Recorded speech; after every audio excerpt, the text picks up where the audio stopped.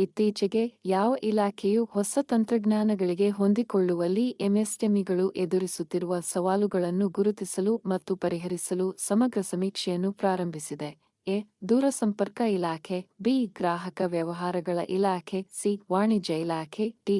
ಆರ್ಥಿಕ ವ್ಯವಹಾರಗಳ ಇಲಾಖೆ. ಸರಿಯಾದ ಉತ್ತರ ಎ. ದೂರಸಂಪರ್ಕ ಇಲಾಖೆ. ಇತ್ತೀಚೆಗೆ ಸುದ್ದಿಯಲ್ಲಿ ಕಂಡುಬರುವ ಮೌಂಟ್ ಕಲ್ಲಾನ್ ಯಾವ ದೇಶದಲ್ಲಿದೆ? A. Mexico. B. Philippines. C. Indonesia. D. Chile. ಸರಿಯಾದ ಉತ್ತರ ಬಿ. ಫಿಲಿಪೈನ್ಸ್. ಮಿನಿಟ್ಮ್ಯಾನ್ 3 ಖಂಡಾಂತರ ಬ್ಯಾಲಿಸ್ಟಿಕ್ ಕ್ಷಿಪಣಿ ಇತ್ತೀಚೆಗೆ ಸುದ್ದಿಯಲ್ಲಿ ಕಂಡುಬಂದಿದೆ. ಯಾವ ದೇಶವು ಅಭಿವೃದ್ಧಿಪಡಿಸಿದೆ? A. United States. B. Russia. C. China. D. Japan. ಸರಿಯಾದ ಉತ್ತರ ಎ. United States.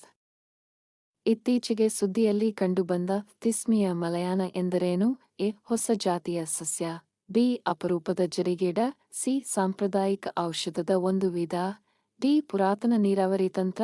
ಸರಿಯಾದ ಉತ್ತರ ಎ. ಒಂದು ಹೊಸ ಜಾತಿಯ ಸಸ್ಯ. H5N2 ವೈರಸ್ ಕೆಲವೊಮ್ಮೆ ಸುದ್ದಿಗಳಲ್ಲಿ ಕಂಡುಬರುತ್ತದೆ. ಇದು ಯಾವ ಕಾಯಿಲೆಗೆ ಸಂಬಂಧಿಸಿದೆ? A. Malaria. B. Dengue. C. Bird flu. D. AIDS. ಸರಿಯಾದ ಉತ್ತರ ಸಿ. Bird flu.